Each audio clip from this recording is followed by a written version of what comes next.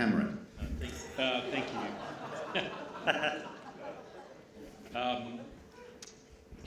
Hey, that was great, by the way. Thank you very much. I suspect it's a speech you've delivered before on one or two occasions, I suspect. This one, no. Really? No, it's completely new. Excellent. Very good.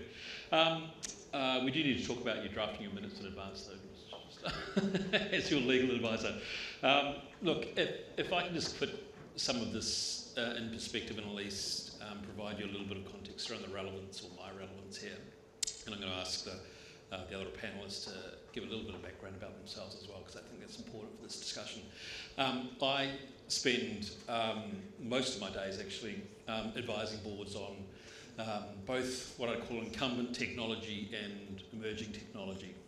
And I think that distinction is very important because we're relatively familiar with our incumbent technology at the moment, but the emerging technology, as you point out, is quite difficult to wrap your head around, particularly given the pace of change.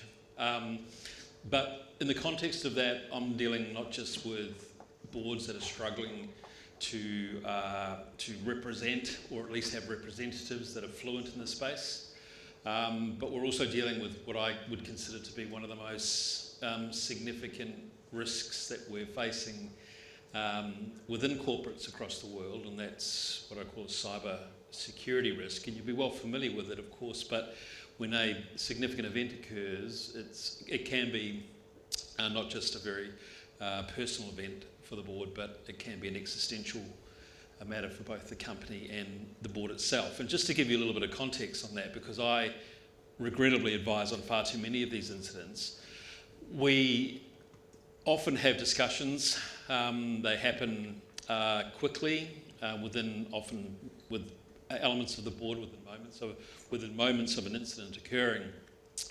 And at that point in time, it is not unusual for the board members to not just be confronted by a lot of unknowns in decision making in relation to a material amount of unknowns, but it's not an unusual circumstance to have them actually involved or at least brought into this cyber crime. And what do I mean by that?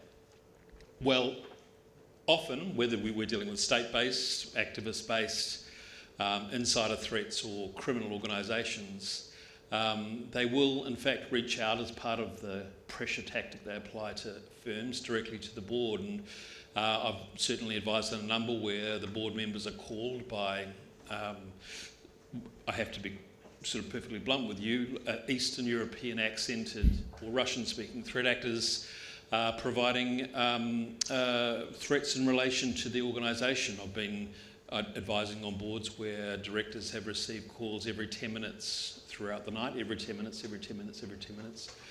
Their spouses have been contacted directly and indirectly, and we've been involved in circumstances where, at least on one occasion, the social media account of one of the children of a director was hacked as well as part of that. So if we think that this world of opportunity is going to open up this, at least provide this sort of governance environment where we're dealing with all these incredible things, and absolutely we are, we're also, on the flip side, leaning into something which is incredibly damaging and also very, very personal. And so, despite all the rules, all the governance arrangements we have in place, I have to say we don't train for this. We don't go through business school and spend 6 months on how to negotiate with the threat actor, a criminal threat actor. We don't, when they threaten us or threaten our spouses or our families, we don't understand or are used to that sort of stuff, because that's not what corporates are normally dealing with. And if you think that you are not at least close to or part of some of the most significant conflicts that are existing in the world at the moment, then think again, because corporates across the region are on the front line of many of these things. Many of the proceeds of those ransomware attacks get funneled back as part of sort of war and conflict related proceeds. So we are dealing with a very, very complicated paradigm, and a very exciting one, but also one that's very, very complex, and I understand the stress that directors are under. I advise on it far too regularly, actually. But to start this conversation, I think it would be really important. We've got a great panel here, and thank you for your fantastic presentation. Great energy, I loved it. I've got a great panel here. I think what might be helpful for us is just a very brief minute or two just on why you are relevant for this panel, and the technology. When I say why you're relevant, we know you're relevant already, but to help the audience understand, so that when you make your contribution, they understand where you're coming from and where the intersection between your skill set, technology, and governance lies, because I think that's important context. Jenny. Good afternoon, everyone. My name is Jenny, and today I'm representing the ISACA Singapore chapter. I'm the current president with the Singapore chapter. So what does ISACA do is that we advocate technology GRC knowledge, and good practices. So that is one relevance, okay, it's technology related. Other matters, I think I made myself relevant on this panel, other than being invited, is that I do play several roles in my years of experience. So I have been on the advisory side. I've met quite a number of my ex-colleagues here. So where, we advise the board, the management, about how to adopt good governance framework. And I'm also sitting on boards, because of my technology risk management background. I'm also invited to sit on boards to advise the management team accordingly. Day job, I have to manage boards, So, as internal auditor, we have to manage the boards as well. So these are the few things I think I can contribute a little bit to this panel discussion. Thank you, Jenny. Thank you. My name is Leon. I come from KPMG's partner in Singapore. I think KPMG I don't need to introduce further. What I would like to perhaps give a quick introduction of my career. I started in the assurance part of the business, audit if you call it, and subsequently I went into technology and never turned back since then. Basically for the last 20 odd years, there's been a fair bit of a learning as well, how technology has really created value, at the same time posed risk to the businesses in large. So my role really to help businesses for the last 20 over years, initially to manage the risk of the technology, make sure that they really do what it does in terms of making it faster and cheaper for the business to run the operations through technology. But in increasing the last 10 years, the question is becoming different, right? The question is not about just being faster and cheaper, but technology are expected to do. But at the same time, how can we use technology to make things better, and also to think bigger in terms of what kind of problem we're trying to solve. So I really like the earlier presentation by Eric that we have to think about the what if, and the what is really about understanding your current problem statements you are making, you're trying to solve, are they truly the right problems you're trying to solve? Because there are many other interconnected problems out there, they are not being thought about, or perhaps they are not talked about, and hence you're solving very silo functional problems. They are not really matter to the business of the future. So the connectivity with the world outside the organization, how do you correlate those problem statements that you have been solving for the last many, many years, drawing the wisdom of the past, and also use this knowledge of the future technology can offer, and help you to create a different meaning in solving the problem. So that's really my role in terms of helping businesses to think really bigger and better in terms of how they solve problems beyond the cheaper and faster, how technology can offer. Thanks, Leon. Hi, my name is Matej. I'm coming from Slovenia, Greenpeace of Europe. I have to do a little bit of propaganda for my country, so please visit it. Yeah. So yeah, it's really beautiful, and it reminds me of Singapore as well. And I would really like to thank the organizers for inviting me. And when I got the call to actually speak about it, I was thinking, but I'm not relevant for that. I'm not suitable for that. What I should be talking about? And then, because my background is a little bit diverse, so I started in HR, and then I switched to internal audit, and now I switched, they say, to the dark side, to the finance, and but I actually do some teaching as well, and what I'm interested in is actually in the interconnectivity or interdisciplinary of the business world.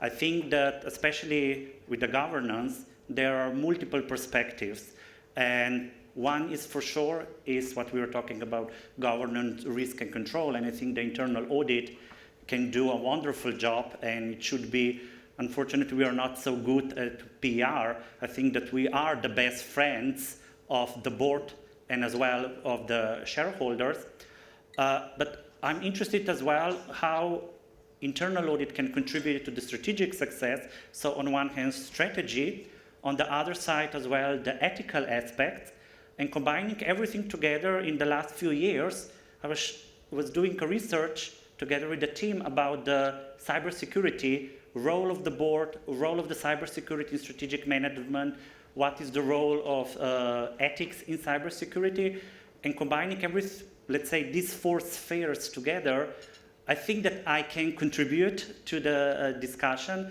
because we live in, like World Economic Forum says, in polycrisis world. There are no longer only one crisis. There will be as well in the future polycrisis. It's the way that we are going, supposedly we'll have to live with it. And hopefully I can bring a little bit different aspects to the technology and the role of the board in all of this story, that at the end that each organization should be, yes, led transparently, ethically, doing a good job in financial, and above all, that they are building trust in society, because I think that unfortunately, the society we are living in, we are more distrustful than trustful, unfortunately. Hey, that's great. And I know we've heard from you already, Eric, but I wouldn't mind starting with you if that's okay. Because what your presentation demonstrated to me was, you're clearly a futurist in many respects, someone who's passionate about the future, and so therefore passionate about opportunity. And we have a lawyer moderating, we have internal auditors on our panel here. How, at a board level, are we best able to balance that incredible opportunity that we've got right now with what feels like, at times, this sort of insurmountable risks? Getting that balance right, what would be your recommendation in terms of how we structure and manage our boards to make the most of our opportunities? Well, I think I already gave the answer. I'm a lawyer myself, so I know about the risk. But we should, let me start there. I think in many cases when you have these discussions on board level, we focus a lot on risk. And we scare the hell out of them. And then basically if they don't understand what they are talking about, well, it's very easy to scare them. And basically it stops everything. And then boards start to stop innovation, they block it. I've seen that happening. So we have managers coming in, giving a fantastic presentation about the opportunity. Then one board member doesn't really understand it. He shouts risk, and boom, it stops. And you set the company back like 4 years. So risk, extremely important, but it should be part of this whole, let's say, balance opportunity risk. Now there's a third component here, which is regulation. Because now I speak from my, like say, Signify experience. Mm-hmm. So we transformed from a product company to an IoT company, which basically means that yes, we have new opportunities, different opportunities, but also all of a sudden different regulations that we had to comply with.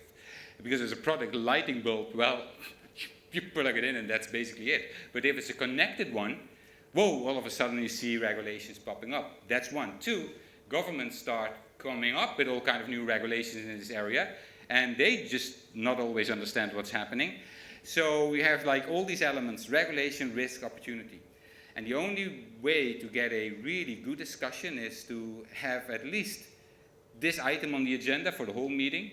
Not like, oh, we have 2 minutes left, let's discuss this, because it really blocks innovations and it blocks all the opportunities that a company might have. And as I've shown, it's going so fast these days that you have to have experience. So they have to bring in people that understand it, that can explain it to them in plain English. Because otherwise you get an IT guy, he starts talking and they have no clue what the guy is talking about. So you have to have people that can explain it to them in plain English, and then have a really good discussion that can help management make and we talked about this, the strategic. This is because it's all strategy here. Yeah. For most companies, this is strategy. And yeah, and then I think if you have the right composition of the board, and the right mindset on the board, and they ask the right what-if questions, they can really help companies move forward. Your question on language, we'll come back to that in a second, because I think understanding each other is very, very important. and there is a bit of a disconnect. But Leon, just throwing to you for a moment, I know when we spoke before this, you're passionate about progress and the like, and you're well aware of the tension that exists that we just spoke about now. Can you share your views on how we kind of balance that risk-reward at the board level? Right. I think there's always the two sides to the coin in terms of the technology, the performance side and the governance side. So most of the time at the board, we tend to be very logical about how we manage the governance side of things, which is the risk and cyber and so forth. Less of a time be spent on the performance opportunities we can offer from the technology. So I think, the way I look at the board composition and the way we operate has to come from, there must be someone or more than someone in the board composition that is able to explore technology a bit more in an offensive manner. Today, a lot of these positions have been taken very defensive. How do we look at technology that we can cut this into our business and present risk? But what about the offensive side? Meaning, without doing certain things, will you be left in a disruption state? Will you be able to compete with your peers in the industry? Will your customer be happy with what you're doing today?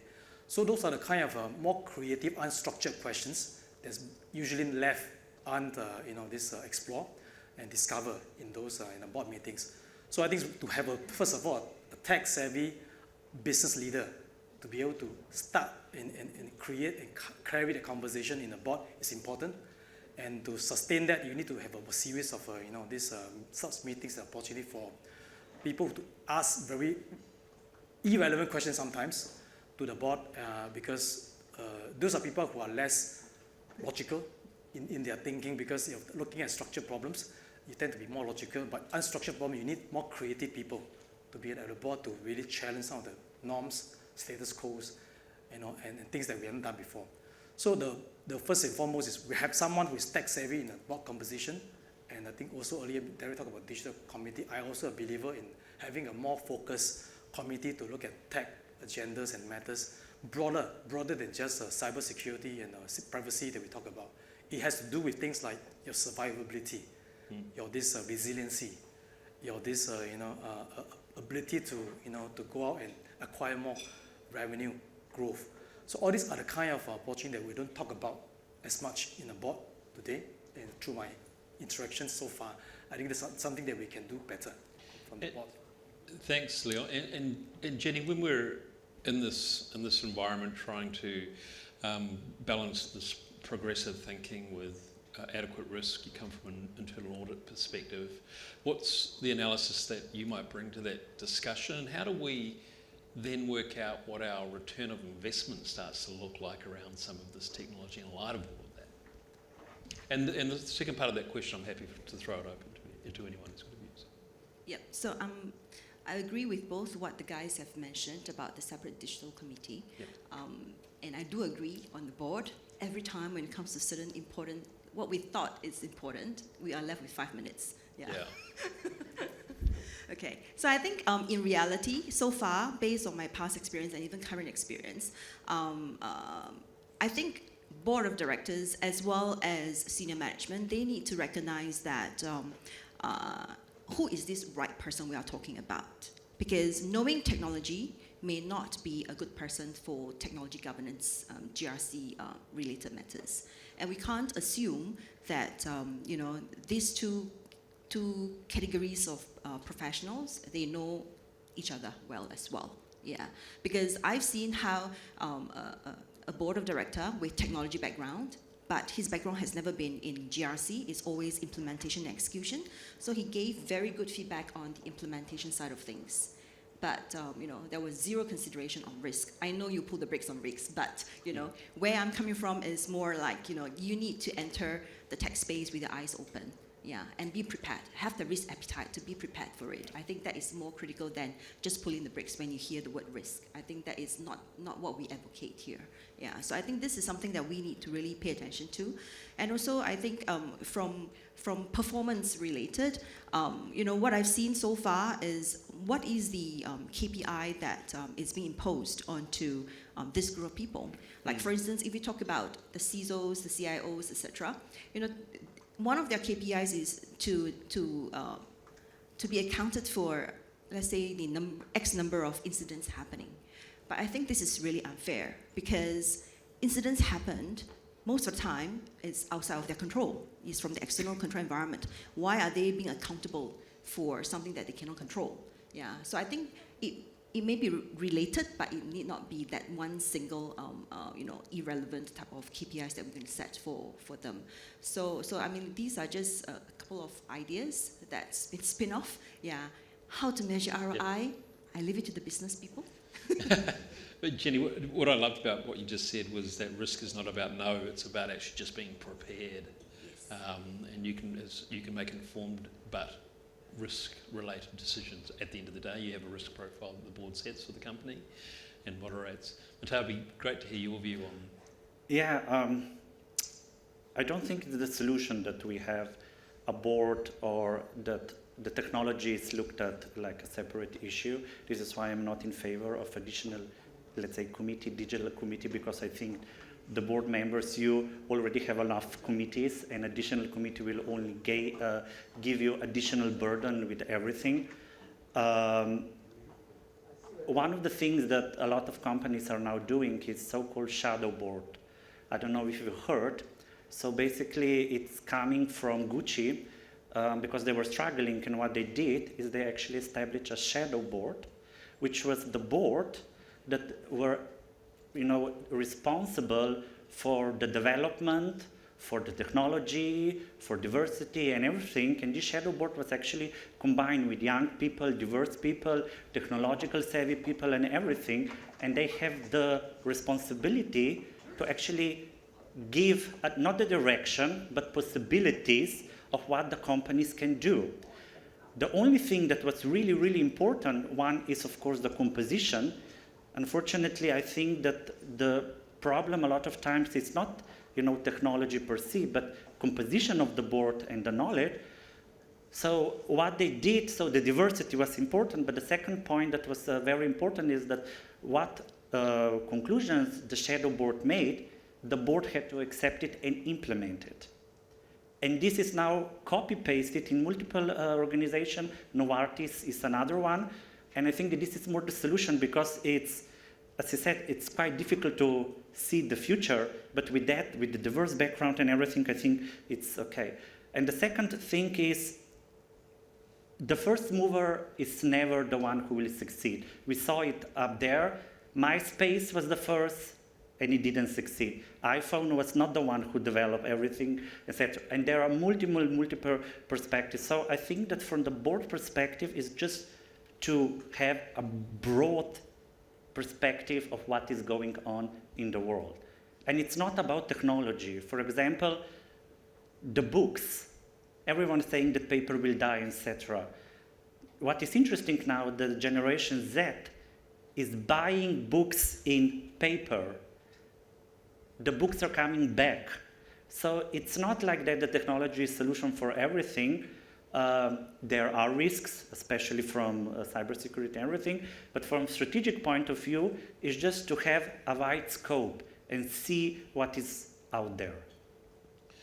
Can I shift the conversation slightly from this risk-reward discussion to what you mentioned around the language issue? Because I see it all the time. CISOs, chief technology officers, security officers presenting, and quite frankly, management teams presenting back, or boards presenting back. There is a sense or a feeling that there is an agreement in the room, but when everyone goes their separate ways, you know that they haven't fully understood one another. How do we bridge that gap? And I'd be interested in every one of your views on this. How do we bridge the gap that exists at the moment so that we can have the right translation, if that's what's required, to make these informed decisions? And I say that with an observation that it's okay to have a naive or what feels like a dumb question in a boardroom. I think dumb questions in boardrooms are great questions quite often. So I'd be interested in your view on how we close that gap. Well, at Signify, that's the reason why we have the digital committee, actually. Because if you could see it, the responsibilities are not so much that they were there to come up with new things, but they were the translators to the other board members. Because I agree with you, I'm not in favor of more committees either. I like this collegial discussions, but when it comes to, and that's the reason why they introduced the digital committee, when you have a discussion and everybody's thinking they say the same thing, but they mean completely different stuff, you have a problem. And that's where a committee could help as a translation. That's one. Two, but I have to be a bit careful here, is consultants, because we have some here. The problem with, no, consultants are great people. Yeah, but the problem often is they never make a mistake. If something goes wrong, it was not their fault. They were misinformed by the company. But yeah, they can help. I think the shadow board actually was basically, that's a great term for it. And I think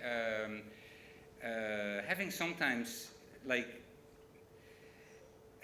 younger, let's call them younger generation, even though I don't like it. I know people that are 18-year-old that are less tech savvy than 75-year-old people, so let's call them now younger generation. It helps as well. So because it's what you said, it's not only about the technology itself, it's about how technology is changing behavior of people, and then trust, because then you get a mismatch between what the company is doing, what the consumers of that company as a stakeholder are actually wanted to have. They want to report back. So you have to have this, it will become, that makes corporate governance, I think, very interesting. Corporate governance became very boring when it was like this hierarchical structure, we all know that. But now all of a sudden, we have to think ecosystem. There's so many things, global warming, technology, changing behavior, how to bring in the voice of the consumer at the board. There's so many things we have to do. And fortunately, I don't know all the answers, but to get back to your question, I think a committee might help. I think a good consultant might help as well. And a good consultant meaning that a consultant that just comes in and answers the question, not gives answers to questions that were never asked. Yep. Because I have these consultants that came in and they come up with 100 pages presentation at a board meeting, and everybody started to take their iPhone and do other things. Then you miss the boat completely. That might help. Having discussions like this helps. SIAS might play a role here as well. Maybe, this is just an idea, they can set up a training or start a training, because the training sessions, by the way, of boards and education, that's another thing. I think education for boards is too much focus still on principal agent problem and the old stuff. And they should be forced, because someone mentioned that this morning, that we should have mandatory trainings. I think this one is definitely mandatory. Just the language of technology. Yep. And you have to be updated regularly, because that changes as well. So now I have 3 things, then it's enough. That's great. And Jenny, I suspect you're part of the solution in some respects, because you're able to provide that translation of that language. Yeah, I think one way that from an association standpoint, what we'll do is, instead of, like earlier on you mentioned, why is it that when you conducted training in Malaysia, there weren't many directors turning up, right? So we change it from the format to like a roundtable kind of discussions. So we invite some of these senior members to the roundtable, and we present basic ideas first to give it as a backdrop, and then we have discussions and we get them to ask questions. So I think in a very informal setting, I think that would help a lot in terms of translation. I think that one way, from an association standpoint, we can contribute. The other part would be, from as a profession, as a professional, one way I think is when you have a CISO. I think this was discussed in another platform where we had all the CISOs around, right? We were also talking about this thing, CISOs, you're just too technical. The board of directors don't understand all these technical jargons, yeah. How can you translate it into business language? So there was this debate about, should CISO be a non-technical person? So it's a very tricky question, because that role is very technical. Yeah. So then should CISO sit equivalent, same level as a C-suite, to get exposed to all these KPIs, the performance metrics that the C-suites are facing? Then it will force them to think otherwise, rather than, they will always be focusing on their technical function alone. Yeah. Or, get a CIO. Yeah. A CIO generally is less technical, but a lot more management and governance related matters, who is usually also more data related person. Yeah, so that could be a bridge. So there are many ways of translating. And as an auditor, generally, I would make sure my audit report is not technical. Yeah. Because the audit report goes to the AC. The appendixes are technical because the appendixes go to the technical team. Yeah, so I mean, these are the few ways that we can bridge the gap. And what about you, Leon? I mean, I know you're such a passionate advocate for technology advancement at a board level. Right. There are many ways we can help empower a board to be more tech savvy. I think over various speakers have talked about that.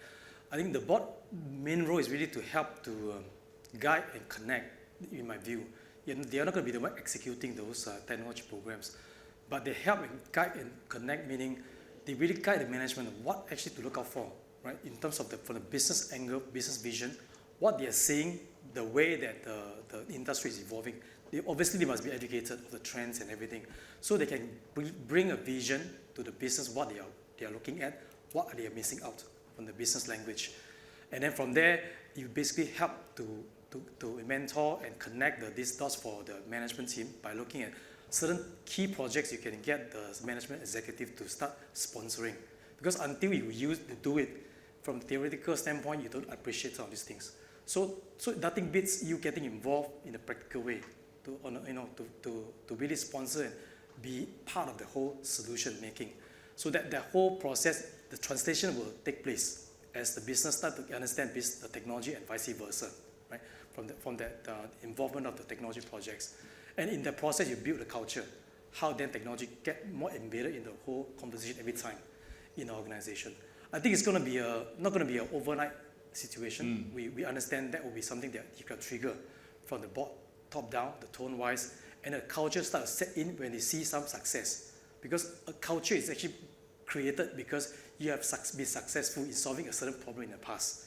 That forms a certain culture and mindset, how you're bringing about solution solving a problem to a solution that you're going to be making as a team. And the board is representative, of course, of business and skills more generally, and across business more generally we have different levels of tech savvy or knowledge, of course, so they are representative of that.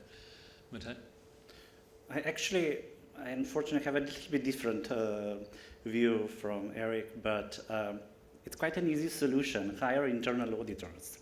I'm not joking here, but actually there is there are a lot of research that shows that the internal auditors, a good function of internal audit helps better in governance, control, and as well financial performance.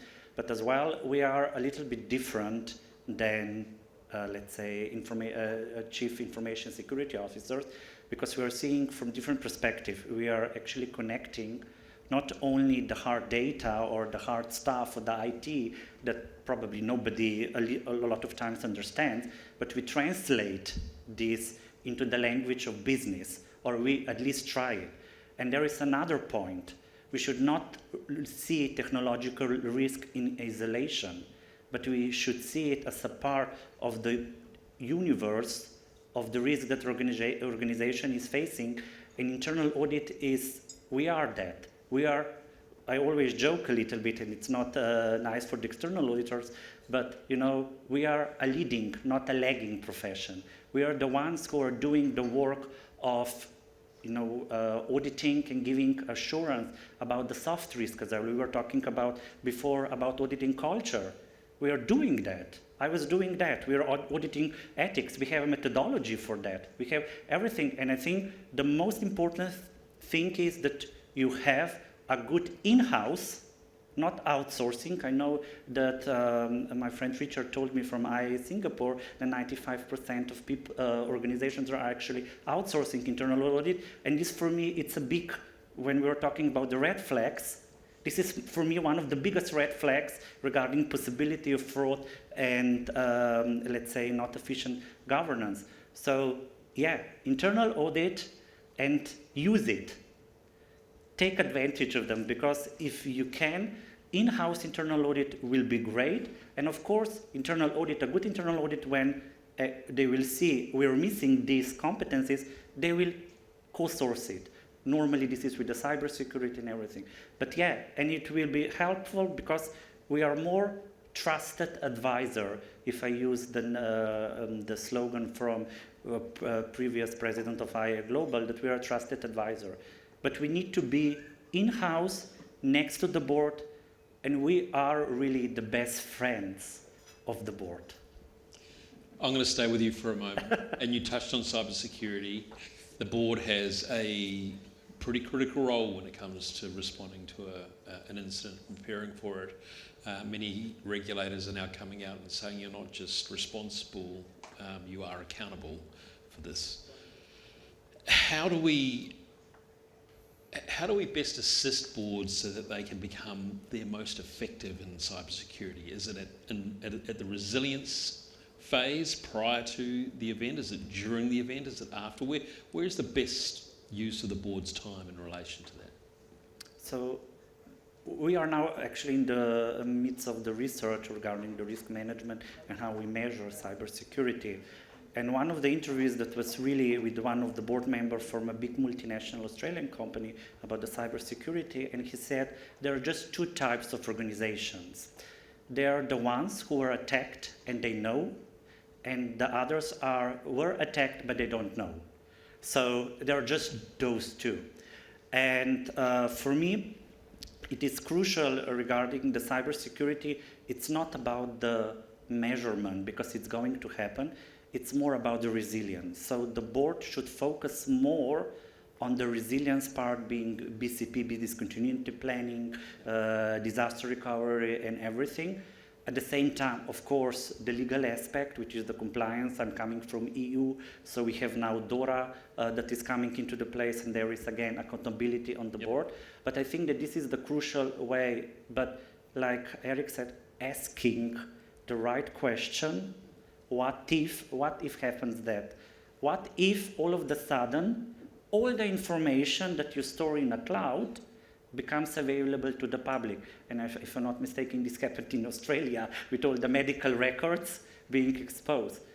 And then just ask the right question. As a board members, it's your prerogative to ask this difficult question and from the management to answer it. Leon and Jenny, I'd like you to touch very briefly on how we look through your roles at investing in cybersecurity, because it's one of those things which it's easy to not invest in it. It's sort of like insurance in some respects, isn't it, when you're preparing for something that may or may not happen. But it is absolutely critical. How do we enable boards to become more informed, make better investment approval decisions if that's something that's put to the board around a risk which is really hard to quantify? You know, of course, we hear the if not, you know, it's not a question of if it's when, all that sort of stuff. But if that is the case, if we're truly leading into that risk, how are we managing that sort of investment decision?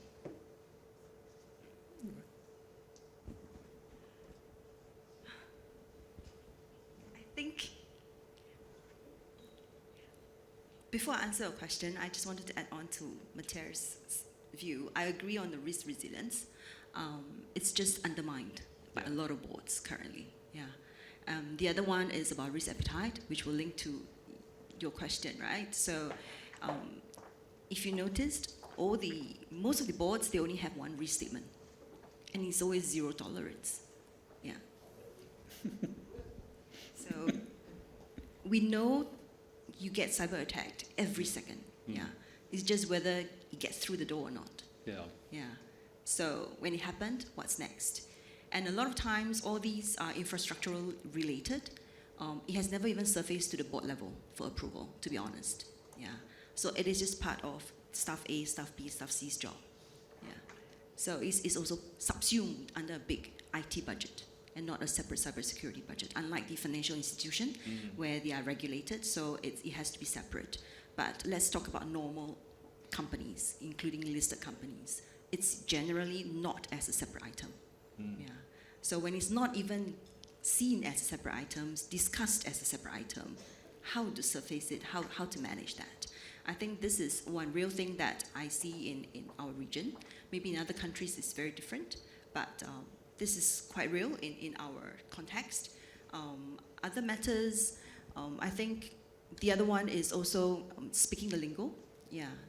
So many times the process owner or the business owner of cybersecurity, they couldn't speak the lingo of the board of directors, so they can't manage that. The only thing they can give back to get that budget is to give assurance that this won't happen. Yeah, you approve budget, I'll guarantee or making sure that it won't happen. It will not happen. Yeah. But we all know it's not true. Yeah. So how to deal with that? I think it's a lot of immaturity yet. Yeah. Yeah. Although it has gained attention, but it's still very immature at boardrooms. Neil? Right. I'd like to see cyber perhaps like an insurance coverage. Right. How much is enough for insurance coverage? It really depends on how much value you're protecting for the business, right? Like at the end of the day, you think that data loss, service downtime, it's going to cost you this much. If you think that's, let's say, $100 million or $1 billion, that will be the value you're looking at. When you lose the data for the penalty, for the customer loss, what would that value loss be? And likewise, when you're down, there'll be regulatory pressure if you're in a regulatory industry. How you respond to that? So I think cyber, like what various panelists have been talking about, it's not really something that we can guarantee. By spending these dollars, you're not going to get this consequence, or vice versa. But at the end of the day, it's a risk management process, and if you look at the value you're prepared to accept, that you're prepared to lose, or you're prepared to destroy if you don't do certain things. So I think that whole calibration is almost like we do every day, insurance calibration, right? How much policy will we buy for what sort of coverage we want to insure this family, ourselves, and so forth. I think that would be the mindset I would like to perhaps put forward. Yeah, it's a great point, Leon, and certainly going back to the language, the question is not just the only thing, it's the answer, knowing the answer as well, which lies the challenge. Eric, I want to talk to you about complexity, because with all of this, with technological advancement, the startup ecosystem, the scale-up ecosystem, we want that ecosystem to flourish, of course. Many large corporates are actually key kind of architects of the success of those, because they are buyers of those services. How, at a board level, can we get our head around that ecosystem when sometimes you look at it and you think, it's so complex, we've got third parties within third parties and fourth parties and the like, and I know some boards come to me and they say, well, Cam, I think we're too complex to actually secure. Where's the solution lie there? I know it's not an easy question to answer actually, but how do we get to a point where boards are comfortable with the level of complexity that we're now dealing with and decision making within that complexity? Well, I've been thinking a lot about this question, and I've been written about it as well. I think, we talked about insurance and the cybersecurity to link the two.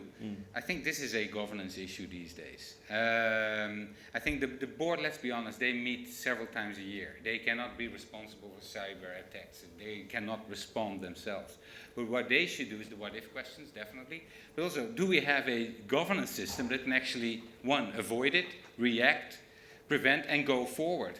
And the ecosystem, the startup ecosystem, the big companies do not only buy, but also invest in them.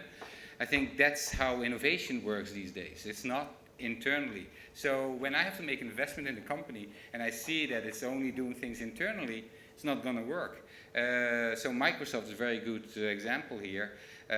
Investing in Microsoft under Steve Ballmer, even though he's now one of the richest men. I don't know how he did that, but okay.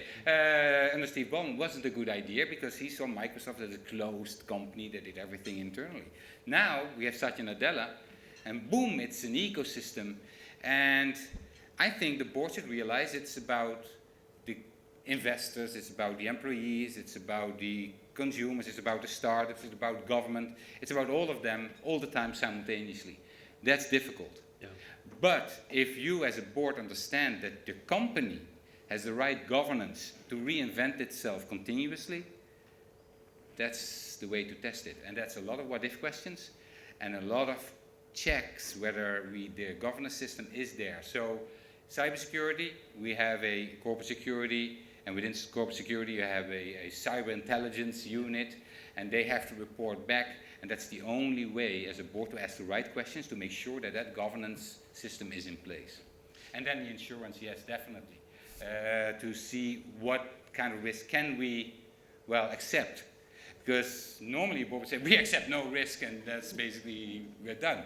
But you have to accept certain risk. Yeah. And if you have the risk, the insurance, the risk, and the governance in place, that's the only thing a board can do with the 8 meetings that they have. That's very prophetic, actually, because at the end of the day, the board does set the risk profile, and if decisions are made consistent with that risk profile, then that's the right way in which they should be behaving, of course.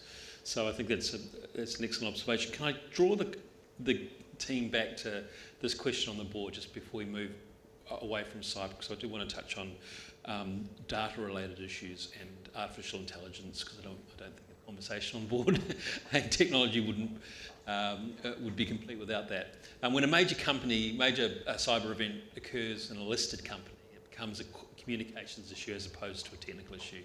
Does the panel agree or disagree? And I suspect this question's coming from, there's a reference to a listed company, disclosure obligations, which require almost immediate disclosure if the issues are price sensitive, of course, when it comes to the securities. But this communications issue more generally, do you agree with this statement? I'll start with you, Jenny, and we'll move along the panel. It's very broad, this question. So if I'm taking communications, I will be referring more to the incidents response escalation process. Yeah. So where I'm taking to it is that many organizations, they do not have a good incident response escalation process, and that leads to communications not being escalated to the right consideration, even including the board of directors, to deal with the situations. So that I would take it more communications, agree that it's more communications, and research has shown that in any way, usually the breaches all came because of 80% of them comes from internal people failure, and that relates also closer to communications than a pure technical issue. And one of the greatest challenges, Leon, isn't it, for comms during an event like this, is that this thing's unfolding with information, new information every minute almost, or almost every second really, as these sort of things unfold. What's your view on how we manage, or do you agree with this proposition, how we best and effectively manage that communications, particularly the board's role in relation to that comms? Right. When such thing happens, it's never technical. In terms of handling the events, we all recognize and believe that cyber event happens, it will continue to happen. Yeah. Right? So I think it's about having the response plan, like what Jenny talked about. In terms of a crisis or event like this happens, there is already a draw plan. You need to have that draw plan, not till the event happens. Draw plan as in what to do with the information you have. Leave the technical team do what they need to do. It's important to isolate the technical team from the communication team. They should do what you need to do to recover, to bring back the system, to bring back services, while the rest of the business, the management team, focus on what they need to do to deal with their respective audience they need to deal with. And it's going to be a very rehearsed SOP around this, almost like a script. Right? As you do this part of this role in terms of engaging your stakeholders in the ecosystem, could be regulators, could be your customers, suppliers. Right? So each and every single department has a draw plan to respond to this. It's not just a marketing person talking to this in a general way. So that they give confidence back to the stakeholders that when this thing happens, you have actually got a very robust, well-rehearsed plan to deal with this. So it's more than just communication, but it's a response plan, in my view. Right? Matej? It is, communications and as well compliance, what we were talking about. But I think that the most important thing about it, that what we were already discussing at the beginning of this conference, doing well, doing right, and doing good. Yes. And I think being transparent is for sure one thing, and this is a cliche. We were talking about transparency. Admit you screwed up.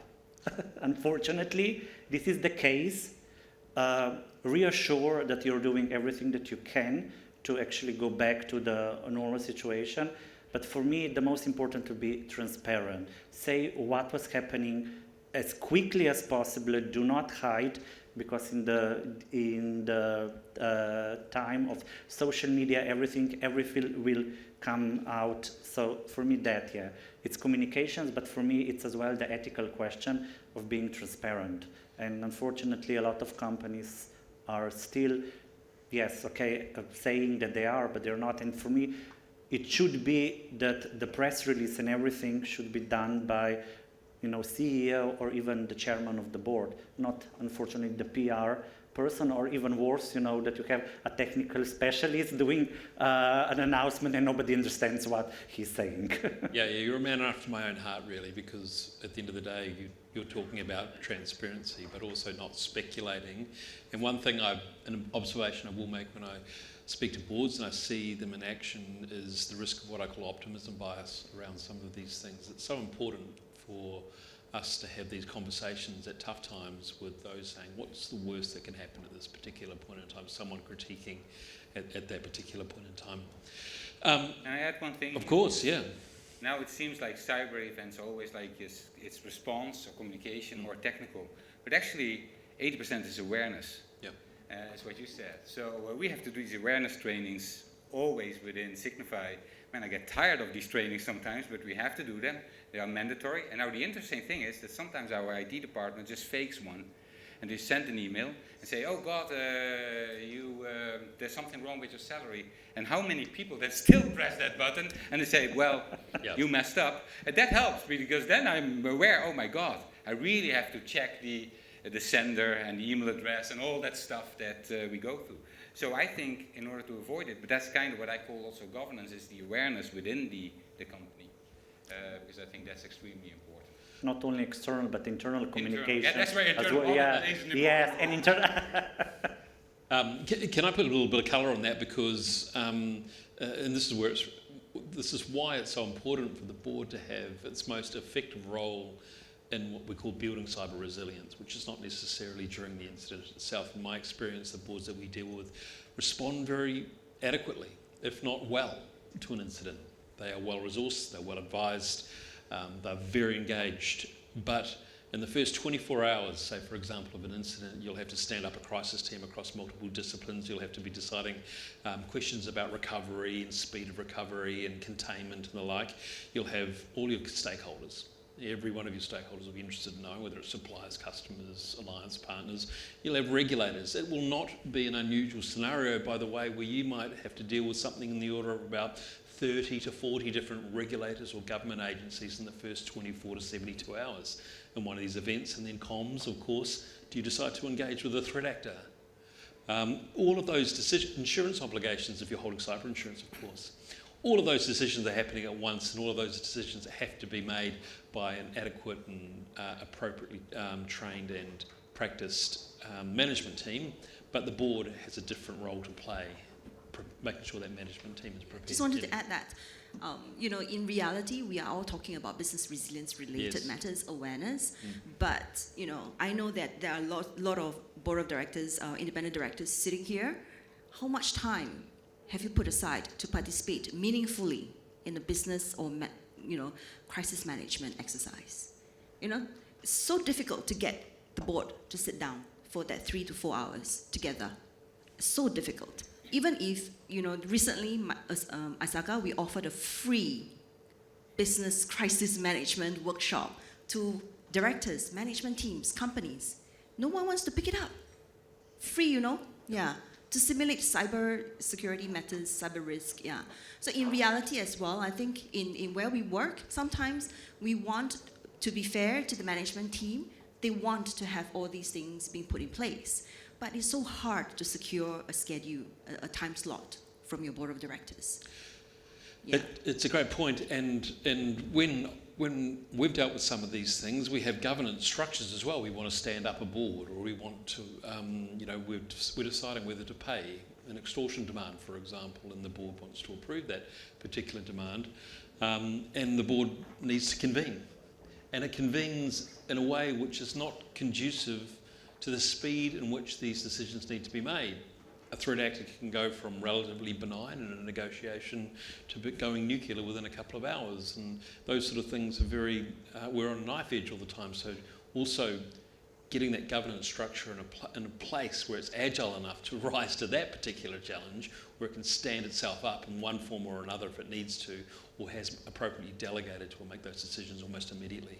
Yeah, this is why it's very important to have, it's a cliche, the 3 lines of defense model. Yeah. When you have the first, the second, and the third line, and the third line is crucial, and if your chief audit executive this year has not done an audit of cybersecurity, being business continuity planning, disaster recovery, cyber resilience, ask them to do it right now. It should be annually on agenda of every internal audit plan to do this audit. And with that, you will get, it's going to be on the agenda, and you will have at least objective, independent assurance about that, because this is not going to, you will not get this from external auditors, for example. I'd like to change the subject just a little bit, or at least change tact, and talk about information and data, because we are, when we talk about technology these days, it's more often than not, we are at our core data-centric businesses. But data is valuable both to collect, but it's also difficult to protect and manage. And we've been doing our best over the last 10 years, 15 years to accumulate as much data as we possibly can for some reason, a reason which we probably at the point of collection weren't quite appreciative of what it was for, but now we're left with large troves of data within our systems. Eric, how do we deal with this conundrum, right? Because so much power comes from effective data collection, but also you create this trove of data which is hard to digest and also increases what I call your threat landscape, really. How do we manage that? Because it's such a, just incredible amounts of benefit can come from it, but it's such a hard thing for a board to be able to get their head around that risk. Yeah, that's a very difficult question.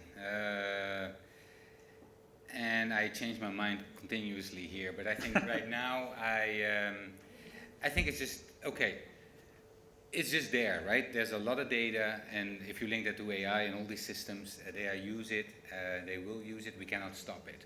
So we should not have this discussion anymore like, oh my God, what's happening? Yeah. It's there. Yep. So we have to deal with it.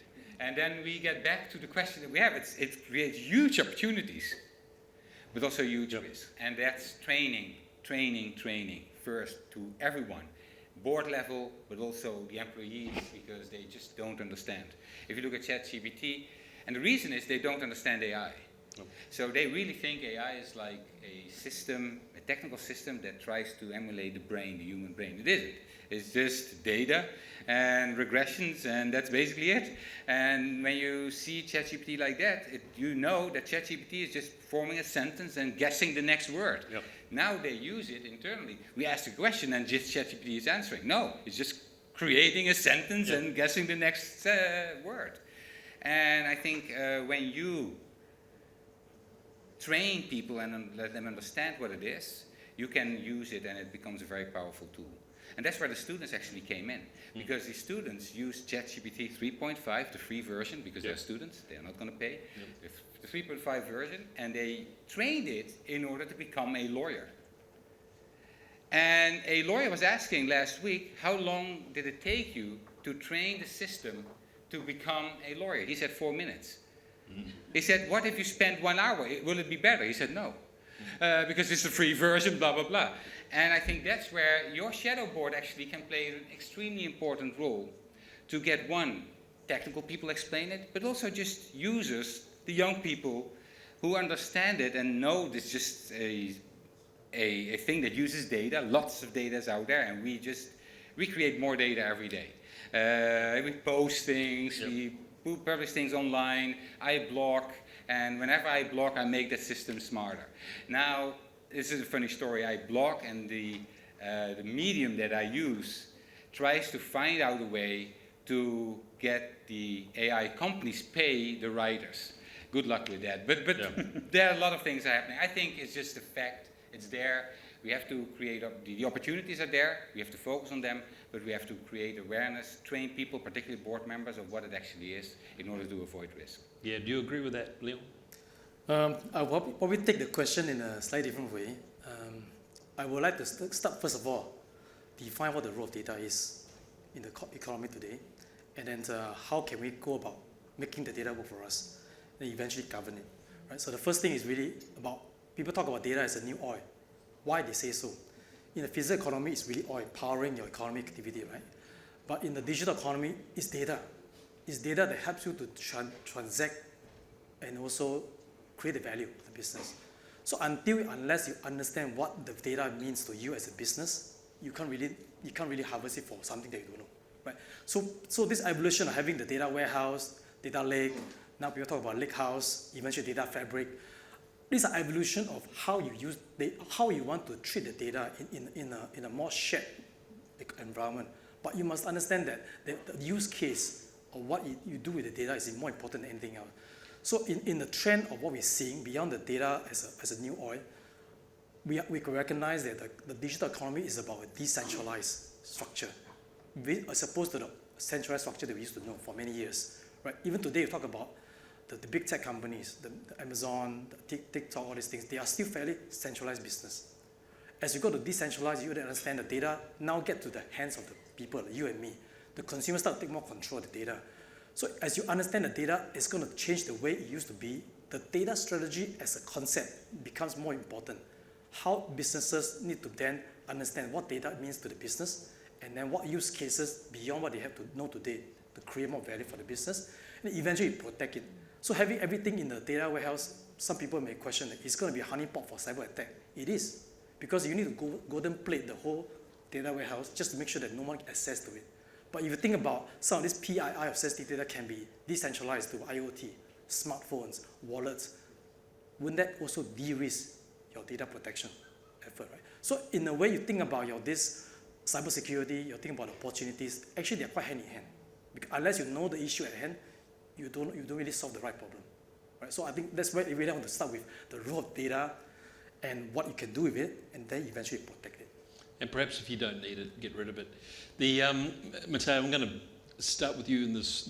We've only got 5 minutes left, okay? Just okay. 5 minutes to touch on AI, okay? Because it's such a big topic, but I wouldn't mind your view and the view of the remaining members of the panel as well.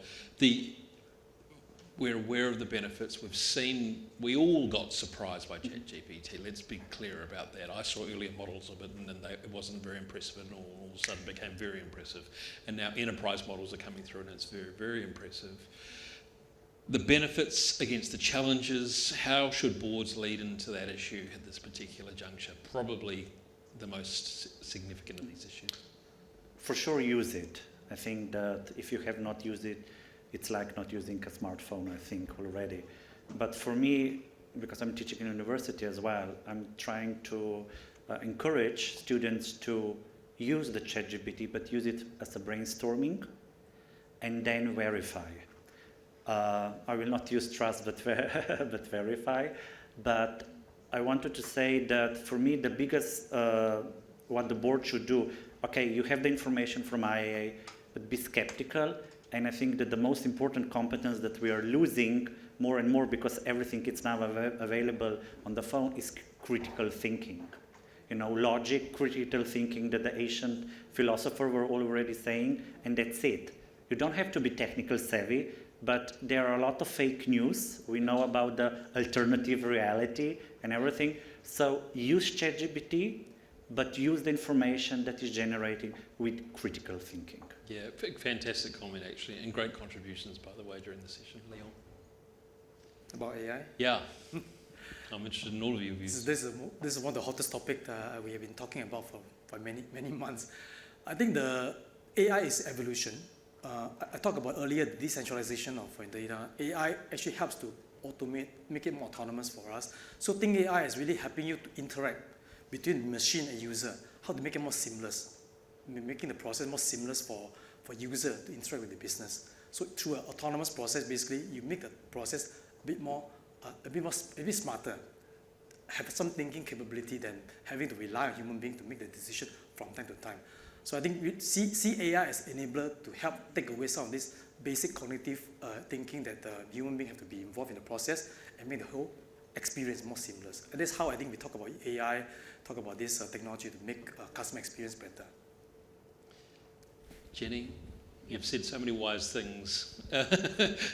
Now's your chance to say another. They have mentioned all the benefits, which I agree, embrace it, but then I'm putting on my tech risk hat again. Yep. Yeah, go in with your eyes open, yeah. So what is your company policy? I think that is something that you need to be very clear with. Because when we explore, does your staff just put their company information up onto ChatGPT, for instance? Yeah. So I think that needs to be trained, be aware what you're dealing with, yeah. Because they need a lot of the data that you provide before they can return you with the relevant information. If not, they just crawl whatever is available, yeah. So I think we need to be very careful from that angle. And the other thing that I wanted to highlight to everybody here, taking the opportunity, is that the biggest risk that I've seen so far, that I think no one can close it yet, is really our digital assets inventorizing. Do you know where are your digital assets residing? Which are your digital assets? Where are the data residing? You know, how many handphones do you have? I have 3. If I go China, I have my 4th one. If I go somewhere else, I have 5th one. You know what I mean? So I mean, these are real problems. And the moment you are not aware of your inventory list completeness of your digital assets, you're not there. If no matter what you are practicing, you are just, you know, starting. Yeah. But it's better than nothing. Yeah, kidding. And in this very serendipitous sort of conclusion, Eric, you bookend both the beginning and the end of this discussion, your views. Okay, it's very simple. The companies that prohibit the use of AI tools, they will be left behind very fast because people are just more productive. But people should be aware of what it is, and it's just a partner. It's a tool that you can use to help you become more productive, more creative, and that's the thing. It helps you become more creative, and you will always be smarter than the AI. Yep. That's how I use it, and then it's fantastic. At university level, well, most of my colleagues don't want the students to use it, but I'm with him. I want them to use it, so they understand it, and they understand also the challenges and the risk, but also what it cannot do. And then it's just a tool that will never disappear. Yep. It will only get better. And I think we as human beings, so this is not just companies, have to be smart enough to always be smarter. And I think here's where Jack Ma, by the way, has a very wise thing to say. So Jack Ma, Alibaba, where he said, well, we have to educate like kids already and train them on things that AI cannot do. And if we do that, I think we will have a bright future.